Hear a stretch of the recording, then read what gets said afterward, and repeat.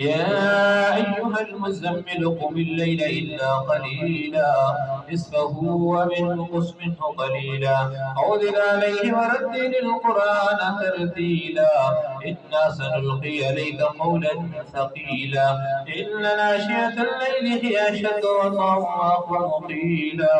إن لك في النهار سبحا طويلا واذكر اسم ربك وتبتل إليه تبتيلا رب المشرق والمغرب لا إله إلا هو فاتخذه وكيلا واصبر على ما يقولون واهجرهم هجرا جميلا وذرني والمكذبين أولي النعمة ومهلهم قليلا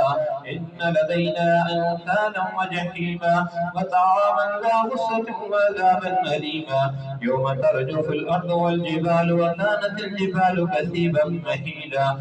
إنا أرسلنا عليكم رسولا شاهدا عليكم كما أرسلنا إلى فرعون رسولا فعصى فرعون الرسول فأخذناه أخذا وبيلا فكيف تتقون إن كفرتم يوما يجعل الولدان شيبا والسماء منفطر به كان وعده مفعولا إن هذه تذكرة فمن شاء اتخذ إلى ربه سبيلا.